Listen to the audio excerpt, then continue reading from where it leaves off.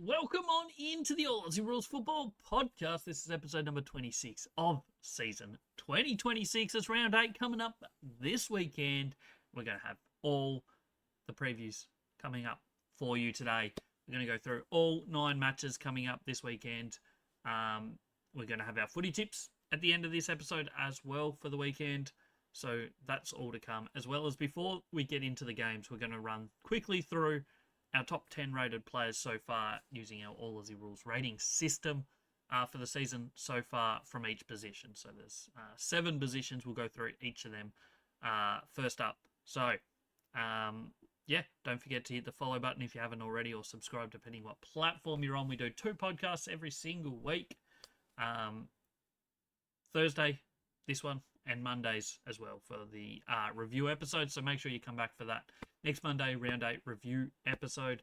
Go back, watch the last episode, round 7 review episode. Plenty of content there as well. And social media stuff. Go check it all out. All Aussie Rules everywhere. Just look for the logo. You'll find us. Let's jump into it. That's what we're all here for. No more mucking about.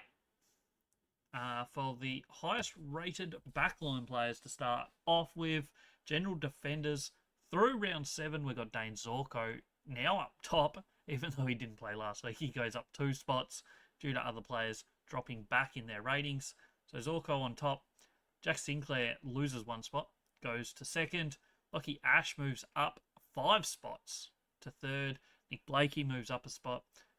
Luke Parker's in 5th. Wayne Malira is in 6th. He drops back from 2nd.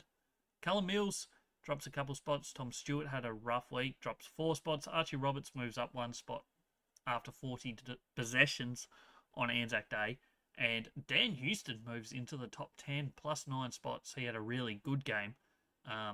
In fact, I think it was the highest rated game by a general defender so far this year. A little bit out of left field. Most people probably don't realise, but he had a sneakily good game. Key defenders, it's a one-man show right now. Cal Wilkie just continues to dominate. Week in, week out. He has been so good this year. So he sits number 1, and as you can see by the rating scores, they're 30 points ahead of anyone else. His intercepts, I think he's had 16 more intercepts than any other player so far this year. He's been unreal. He's playing some fantastic football. And at the moment, on track for one of the all-time key defender seasons, if he can keep this sort of stuff up for the whole year. Harris Andrews, number 2, he's been great. He stays number 2. James Sicily didn't play, obviously, due to suspension, but he sits in number 3 still. Tom McCartan, plus 4 spots with another really good game last week. He's had a good season so far. Josh Battle, also plus 4 spots, was good. Mac Andrew, in that same game, had a lot of football. He moves up 5 spots. Alir drops 1. Josh Worrell drops 4 spots. Daniel Turner goes plus 1 spot, so 10 to 9. And Jacob Wiedering moves up 3 spots to crack the top 10 after round 7. Jumping into the forward line, general forwards up first. Guinea moves up 1 spot to take the lead. The big dog from Hawthorn up 1 spot, lead the competition. Zach Bailey moves up 4 spots. He had a huge game on the weekend. He moves into 2nd. Marlon Murdoch, he drops 2 spots from number 1 down to number 3 with a low rating game on the weekend when the Eagles got pumped by 101 points. Connor McDonald is next. He moves back up after the previous week dropping down a little bit. He goes up 4 spots to 4th. Tom Papley, plus 2 spots, goes into 5th. Nick Watson drops 2 spots down to 6. Miller drops 4 spots down to 7. Paul Curtis, plus 4 spots. He had a good weekend. He's been a little bit hit and miss so far this year, but this was one of his hits. Kane McCall goes plus 1 spot, 10 into 9. And Jack Bowes, drops 5 spots. A big drop from him. Key forwards, not a lot of movement up the top. Top 5 stays the same. Josh Tracy out in front, just ahead of Gunston, who kicked 5 on the weekend. Phil Thorpe in 3rd. Jeremy Cameron kicked 3 in the first half. Faded out of it when Cats go down to Port. Lukosius hasn't played the last couple of weeks. Still sitting in 5th at the moment, but he'll drop out of the ratings if he doesn't start playing again soon, because he won't have played enough games. Nick Larkey plus 11 spots on the weekend. He's had a couple good games. And yeah, weekend was really good. Bailey Fritsch plus 13 spots up to 7th. Sam Darcy goes plus 1, but he will be dropping out of the rankings because I don't think he's played enough games to get a ranking this season. So by the end of the year, he will drop out. Shannon Neal lost 3 spots, and Mitch Lewis also loses 3 spots from 7 back to 10. Next up, we've got our midfield. We'll start with our inside mids, and a bit of movement here. Not at the top, though. Christian Petrarca stays on top. I think it was his lowest rated game of the season so far that he's played a full game of, but still really, really good. I think he's out in front comfortably at the moment, but that could change pretty quickly, and I reckon it probably will because there's some really good players behind him that are going to keep playing good football. So Isaac Heaney's number 2, plus 1 spot. Bailey Smith dropped 1 spot, 30 touches, but the Cats went down. Zach Butters, he goes up 1 spot from 5th to 4th. Nick Dacos had 40 touches on Anzac Day. He goes from 8 to 5. Bontempelli, after a terrible week the week before and dropping from either 1 or 2 down to 10, he gains 4 spots back here. He's really tight with 3 through himself, really. So another decent week here, and he could be straight back into the top 3. Zach Merritt is having a better numbered season than last year so far. Drops down to 7, though, with probably his worst game of the year so far on Anzac Day. Luke Davies-Yanaki drops 4 spots down to 8th. Sam Walsh is having a stellar season. He goes plus 3 spots from 12 to 9. And Justin McInerney drops from 7 to 10. Outside midfielders, this is always the weirdest position because players change position into and out of outside mids so often. Bailey Williams leads the way. Obviously, this is his first week as an outside mid. He wasn't listed as an outside mid last week, so that's why I've got POS there. Jared Berry didn't play. He goes to 2nd. Jace Burgoyne goes to 3rd from 4th. Harvey Thomas had a good week. He goes from 6 to 4. Matt Roberts is staying in 5th. Will Dersma, number 1 draft pick from last year, is currently number 6, and he is also leading our Rising Star selection. Jai Sarong having a great year. First year at the Swans. He goes 11 to 7. Braden Cook is in at 8. Matt Carroll is 9 after moving up 3 spots. And Jyson can drop 3 spots down to 10. Ruckman, a bit of movement at the top here.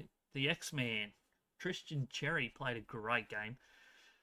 Jumps from 3 to 1 in his first game back from suspension. Max Gorn didn't do much wrong, but drops from 2nd to 1st. Brody Grundy also didn't do much wrong. Drops from 2 to 3. Luke Jackson, huge game from him. His rating goes up quite a bit, but he was too far back to catch those top 3, but still comfortably top 4. Tim English still injured. He's in 5th. Pitane is in 6th. Jordan Sweet had a great game. His best is as good as any ruckman. He just doesn't consistently do it. So if he can take that next step and be more consistent with his games, he could be a top 5 ruckman. Darcy Cameron is 8. Blixarv's injured now.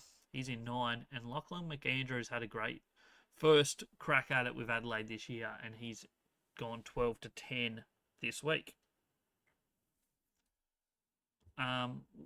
We'll jump into our footy reviews now. I think I just said reviews. Obviously, I meant previews, but either way, here we go. Thursday night is where we kick it off this week, as with every week just about. It's Collingwood Hawthorn MCG, 8th, fee, 3rd on the ladder right now. Big game. MCG, it'll be a packed house on Thursday night. Interesting to see how it plays out. Collingwood have made 4 changes, all kind of by choice, 1 by injury, really. Or 2, technically, I guess. And Hawthorn making just 2 changes, both for players that were suspended last week. So far this year, Hawthorn absolutely flying, and I don't see any reason why they would be losing this game of football, if we're being completely honest. The changes are pretty simple. Sicily and who was the other one? Dylan Moore. Both suspended last week, come back in this week. So 2 big ins for them. Obviously, 5-day break for both teams. So that's some fresh legs coming in there. Collingwood also making some changes. They're making 4 changes. They are Darcy Moore coming in for Jeremy Howe. Howe's getting rested on the 5-day break, which I kind of expected due to the fact that 5-day break, and he has had obviously injury concerns already this season. Pendlebury getting rested, so Ned Long will come back in for him, who was managed last week. The big news that wasn't probably expected, Beau McQuarrie out with soreness, so that's a big one. Will Parker comes in for him, and the other one is Tim Membry, who's out with an injured hammy for the next few weeks. In for him comes Jack Buller, who kicked 5 goals in the VFL last week. So the other changes, we look at the history of this matchup. It's gone 1-for-1 basically for the since 2020. Collingwood won, then Hawthorn, then Collingwood, Hawthorn, Collingwood, Hawthorn, Collingwood, Hawthorn. Last year they played twice. Collingwood smashed them in round 12. Absolutely turned it on after quarter time, won by 51 points. They then met later on in the season in round 22, and Hawthorn smashed Collingwood right back by 64 points. What do we make of that? I don't know, to be honest. Hawthorn, I always feel like have the matchup advantage here. They just seem to play better against Collingwood. But the Pies do have those 2 wins. Round 4, 2024, round 12, 2025.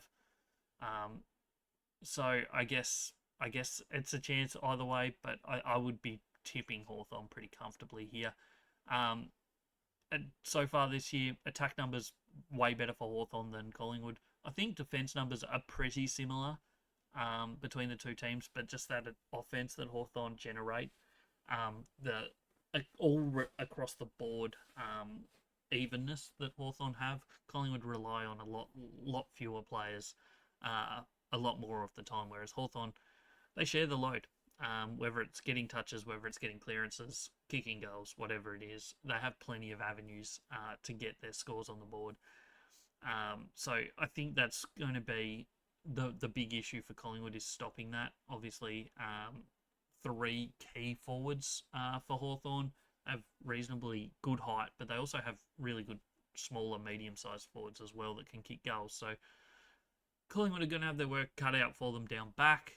Midfield battle will be interesting. Obviously, you can never write Nick Dacos off, and that'll be interesting to see how they go with that. They've tagged him previously at times. Sometimes they haven't. So that will be a matchup to watch. But as I said, I think comfortably we'll be tipping Hawthorn in this one. It should be a fascinating watch, though, on Thursday night. We'll jump into the next game. I'm not going to spend too much time on each game here. Friday night, we've got a double header. Well, they're kind of overlapping, but I don't know what the AFL is doing with this scheduling. But we've got Western Bulldogs Fremantle Marvel Stadium kicking us off on Friday night.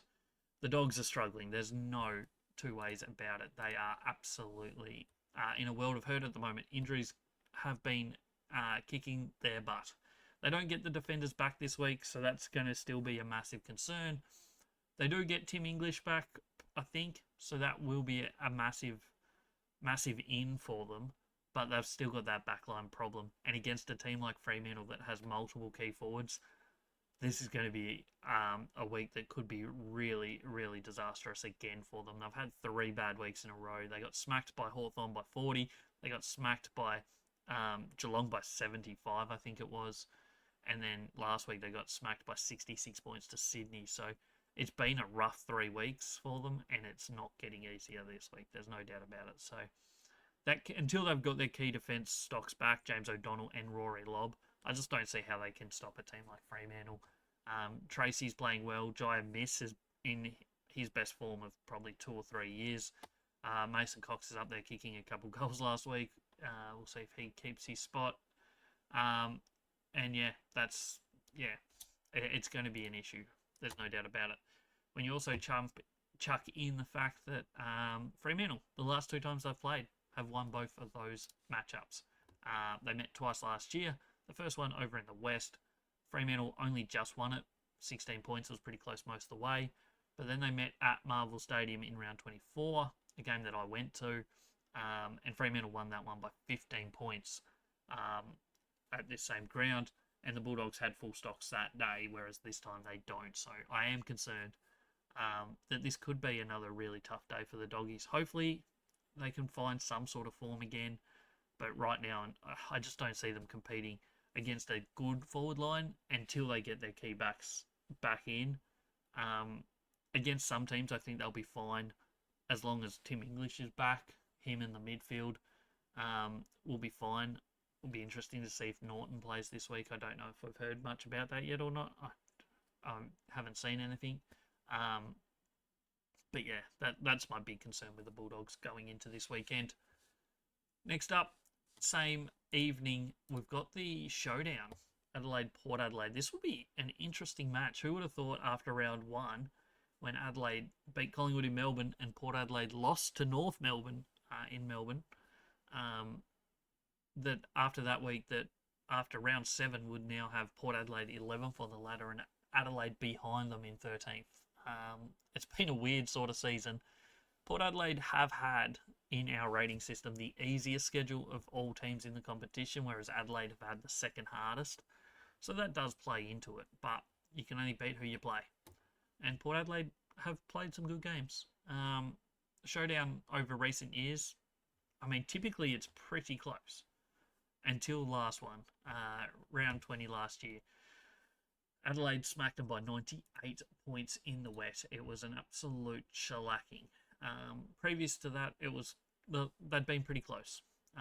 So there's that, which is a positive. Adelaide will start favourites. There's no doubt about it. They should start favourites over the last 18 months. They've been the better team. There's no doubt about that. But this year, Adelaide, I don't think they're playing bad. I just don't think they've reached their peak yet. But as we said, they have had a pretty tough schedule. They've played Brisbane, Port, Geelong, and Collingwood. Their two other wins, other than the Collingwood one, were St Kilda and Carlton, so some lower ranked teams. But yeah, it's been a pretty tough schedule. There's no two ways about it. Have they been playing fantastic? Not really. They only just beat Sydney. Only just beat St Kilda. They weren't fantastic against Carlton. At times they were. Last week they got pretty handily beaten by Brisbane. They got close to Freo though. Whereas Port Adelaide, their wins last week was fantastic. They beat Geelong. No doubt about it. That was an unexpected, fantastic win. Other than that, this season's been a little bit weird, hasn't it? Played okay against Hawthorn a couple weeks ago. Lost only by 3 points, which fills me with a little bit of confidence that maybe they're playing some better football. You still wonder, do they have the depth to take more enough wins to get to 10 or 10th or above? Not sure.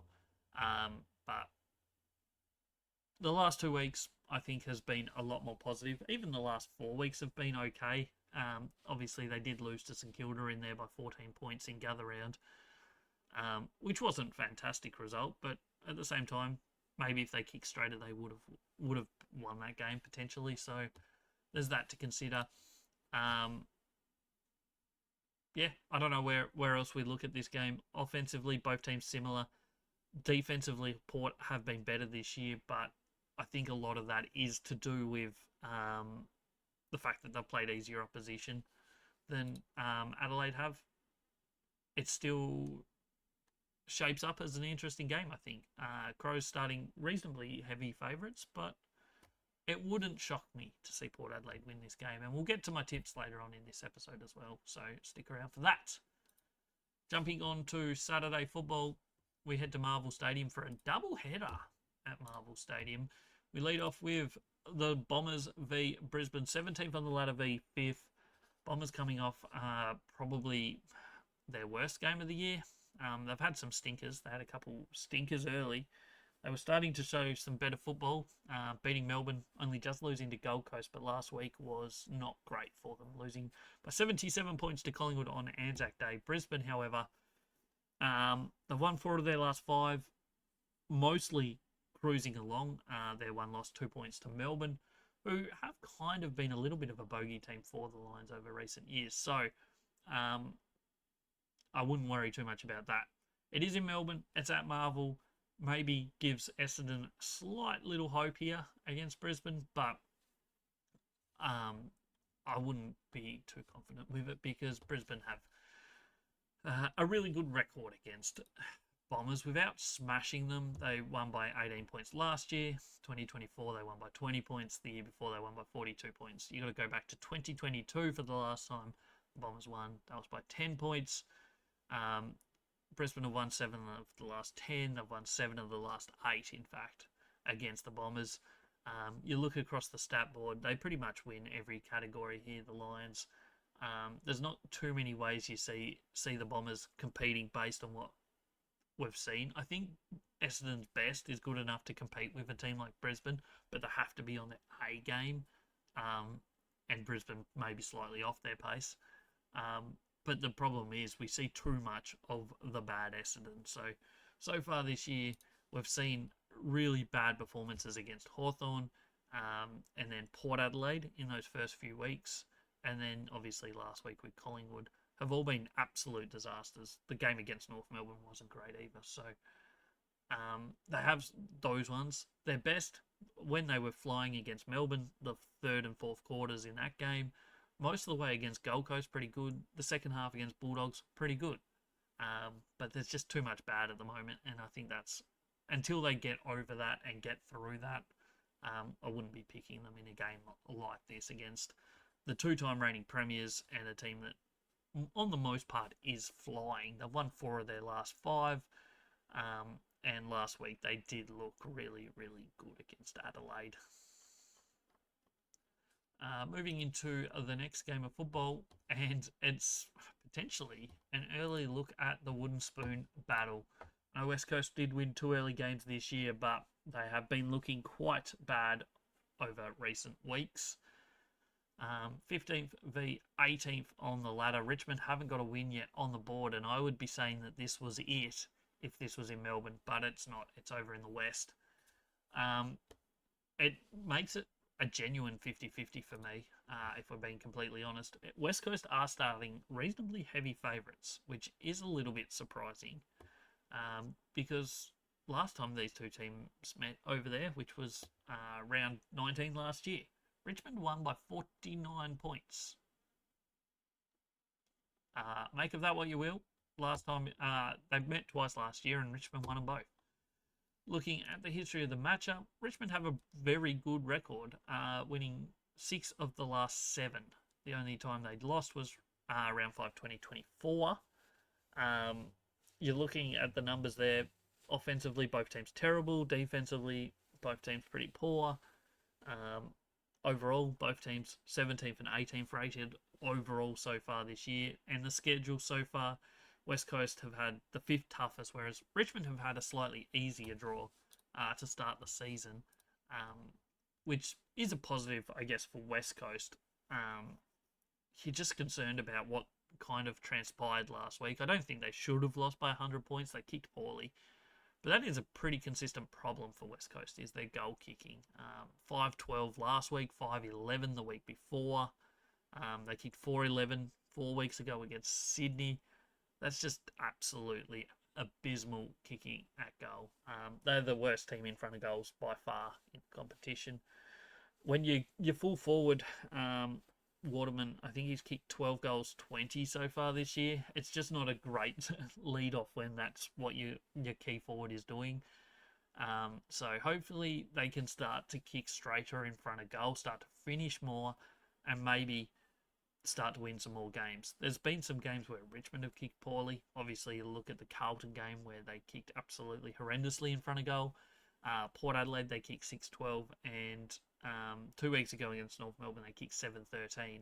But they also have had weeks where they've kicked pretty straight. 11-6 last week, 11-9 against GWS. So I think, yeah, it could well come down to that in this game. Who kicks straight in front of goal? Because I don't see either team being great at much at the moment. But I can see it being a game where both teams create similar amount of chances, and whoever takes those opportunities is the one that potentially will come out on top. Um, and yeah, that's kind of how I see this game shaping up. Whether that's how it is or not, we'll see. But Richmond might not get too many opportunities to win games, so this might be the one they have to try and take, even though it is over in the West. But they played well there last year, so we'll take what we can. Next up, we head to GMHBA Stadium, Geelong, North Melbourne. Geelong coming off a really poor performance. North Melbourne coming off a heartbreaking loss to GWS at Manuka Oval last week. Last time these two teams met, it was a 101-point flogging in the way of Geelong. And you'd think this game will not be anywhere near that. North playing a lot better. Geelong, some of their good football is good. They just haven't been as consistent as perhaps we would like so far this year. You're looking at Geelong winning every matchup between these two teams for forever. It feels like forever since North beat Geelong, and that's probably because it is. And some of them have been absolutely shellackings. The only 100-point victory last year was this matchup, Geelong v North Melbourne. That was at Marvel Stadium as well, whereas this one's at GMHBA. 40 points the time before, 75 points the time before that, 62 points before that, 112 before that, 60 before that, 20 before that, 30, 33, sorry. And then going back to 2019, 10th last time, was 54 points when North Melbourne kicked one goal for the game. One goal, 8-14 to Geelong 9-15-69. So it's been one-way traffic. That is going to end eventually. One of these days, North Melbourne is going to beat Geelong. Is this the day? I don't think so. It's probably as good an opportunity as you're going to get. North Melbourne are playing some pretty good football. Geelong are a little bit wounded after getting touched up by Port Adelaide last week. But you've got to remember, Geelong have still put together some good football over recent weeks. They beat Bulldogs, wounded Bulldogs to be fair, but quite comfortably. They've beaten Adelaide at GMHBA. They've beaten West Coast. They've won enough. They've played good enough on most accounts. They've had two bad showings, unfortunately, so far this year. Opening round against Gold Coast and last week against Port Adelaide. So their bad is bad. There's no doubt about it. But their good is good enough to challenge any team in the competition. What Geelong do we get this weekend? You'd have to think they're going to be a lot more dangerous this week. North Melbourne on the other side of the fence, we don't know where they're at. I'm still debating. I still not convinced either way. They're good is they've won 4 games out of 7. The bad part of that is they haven't beaten anybody, really. They've beaten Richmond, who are 18th.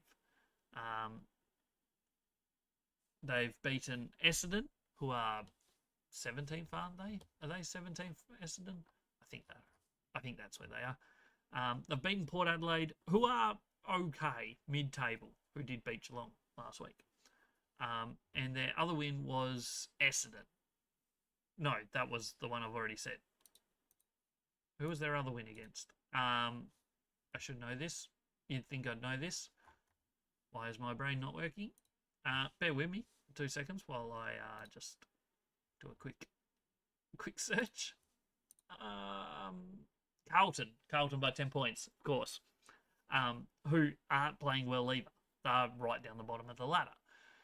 And they have lost to West Coast. So there's been no teams that they've really beaten. Port Adelaide 11th.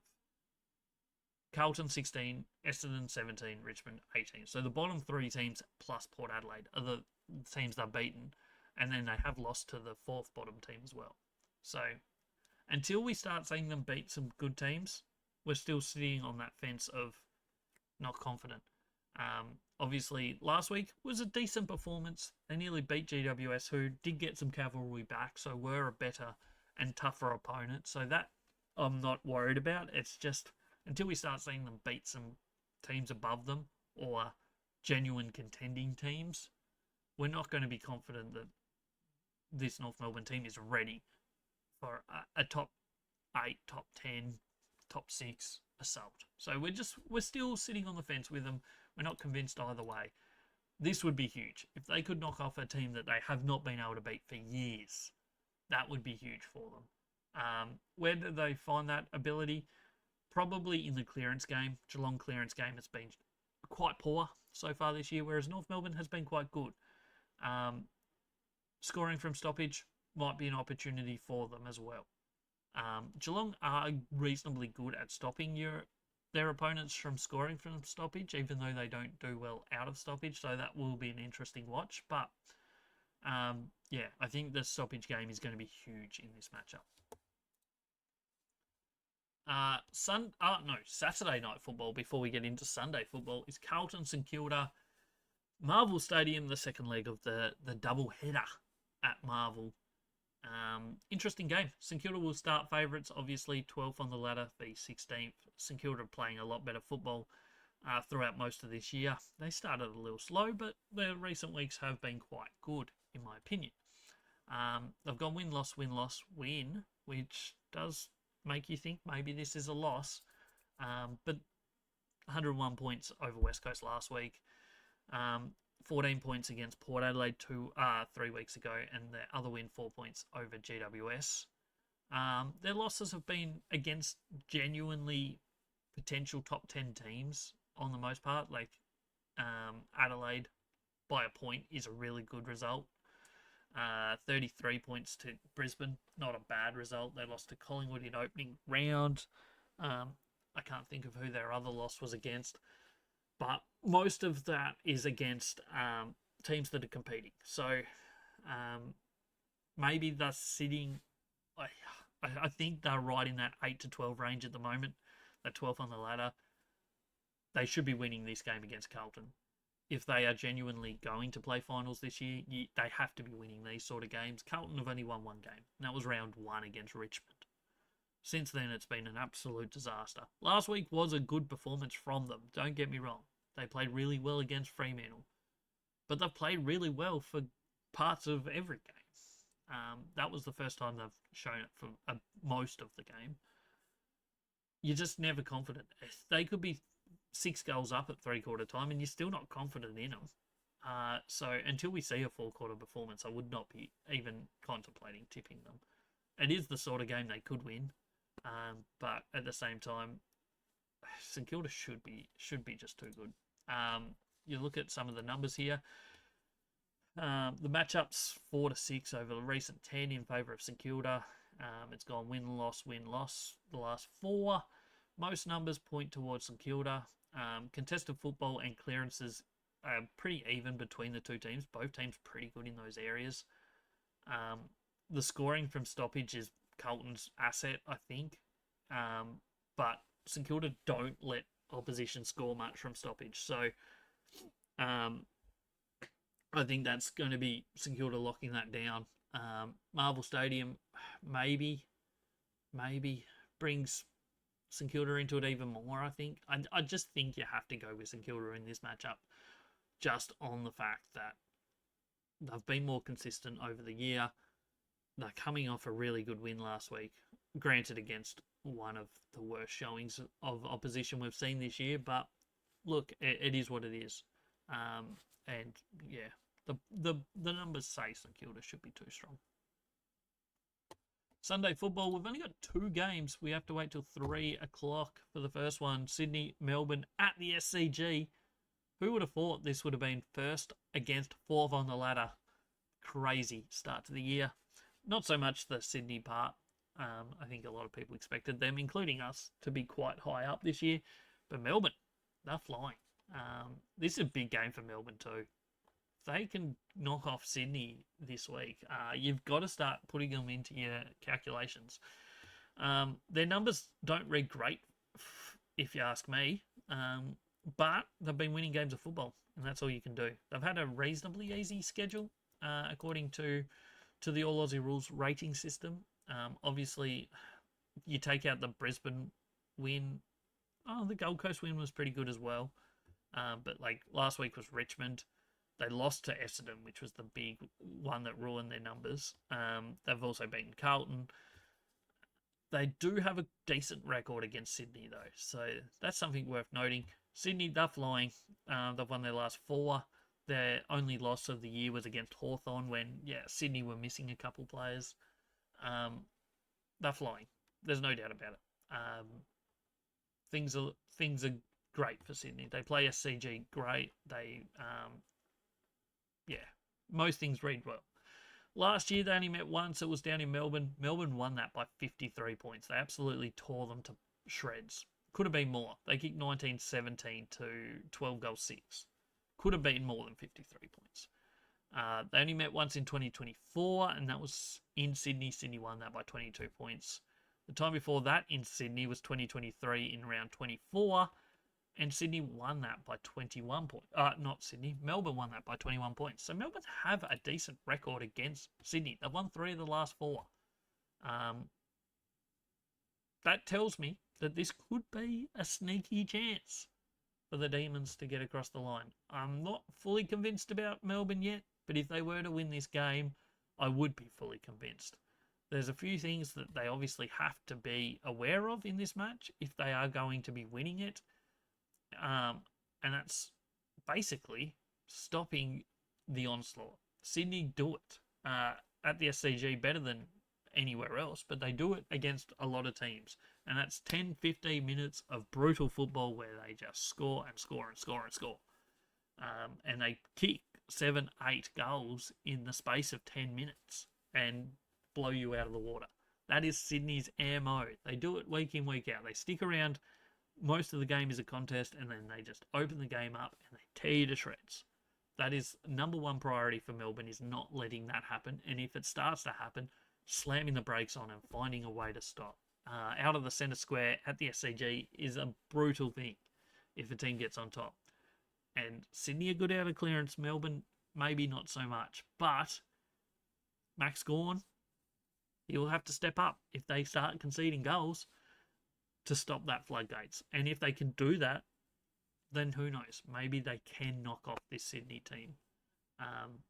Won't be easy, but maybe there's a chance. Final game of the weekend is Sunday Night Football, and it's going to be Gold Coast GWS at People First Stadium, 7th on the ladder v 14th. GWS maybe showing some signs that they're coming out of the darkness of early season injuries. Obviously, they do still have quite a few injuries. Sam Taylor's still not back.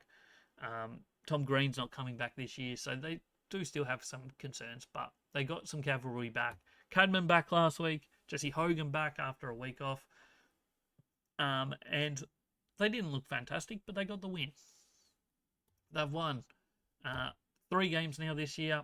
2 of those have been in the last 3 weeks. So that's a positive. On the other side of the fence, Gold Coast started flying. They won their first 3.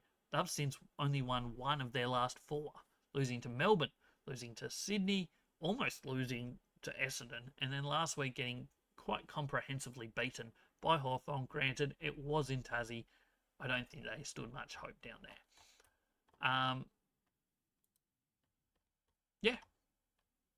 Good matchup. Interesting matchup. Sunday Night Football should be a cracker. Who knows who's going to win it?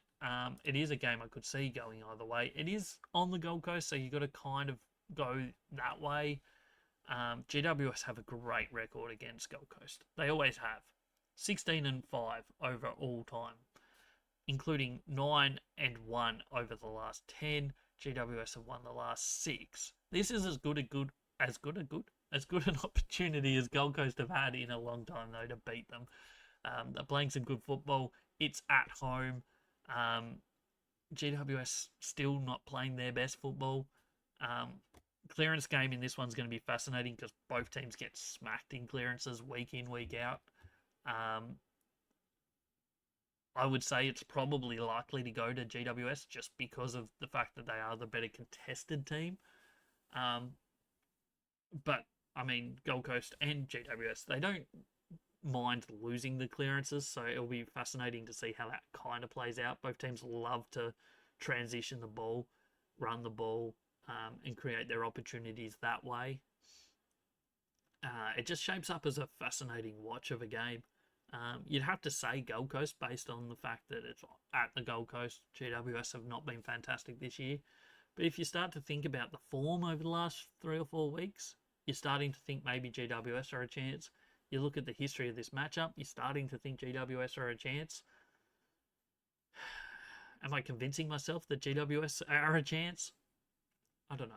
I think I'm probably going with Gold Coast, but it might not take much of a breath of wind to sway me to the other side. So it is probably the most topsy-turvy game of the weekend, just about, I think, this one. Now that I think about it more and more and more, it will be a fascinating watch, though, on Sunday night. And maybe game of the round. Who knows? Expansion Cup. Next up, we've got our tips for round 8. And little disclaimer, I didn't want to just do the favourites, so I didn't. Also, disclaimer, I think I probably am tipping all the favourites in my actual footy tipping once I knuckle down and do my tips tomorrow. But at the moment, we're going Hawthorn over Collingwood by 26 points. I just can't see a world where Collingwood win this one.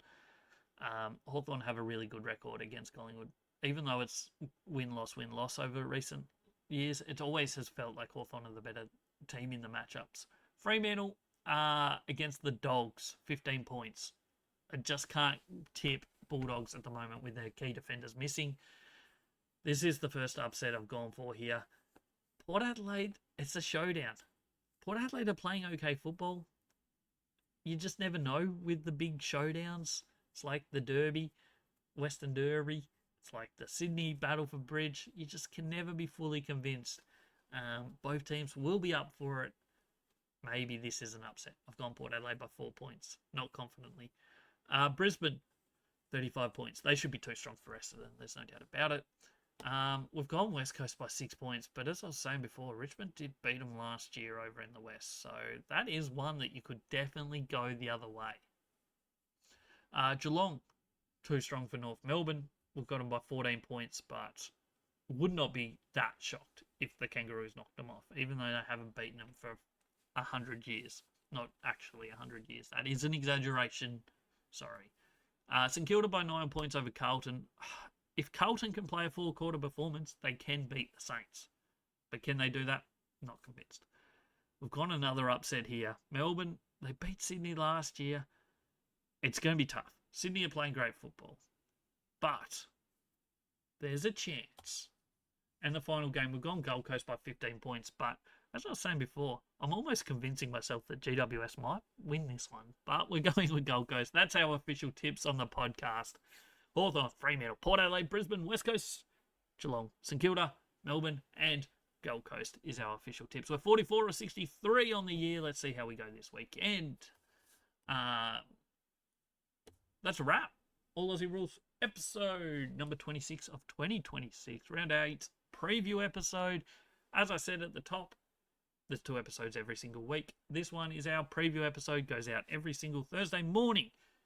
Round review episodes go live every Monday after the game. Games are wrapped up. Depending what time the games wrap up on Sunday, depends on what time the episode goes out. This week it will definitely be a Monday night release. There's not a chance that I'll get the episode recorded after the Gold Coast GWS game on Sunday. So, yes, this week will definitely be a Monday night episode. We also do plenty of other content all over social media, specifically Instagram and TikTok, so go check them out, but also X/Twitter and Blue Sky, go check them out as well. All Aussie Rules everywhere, podcast on YouTube, Apple Podcasts, Spotify. Also plenty of other videos will be going out on YouTube over the next few weeks, so go check them out as well. I hope you enjoyed this episode. Hope your team wins this weekend, or at least they play well. I'm John. This has been another episode of the All Aussie Rules Football Podcast. Thanks for watching, and I'll catch you on the next one.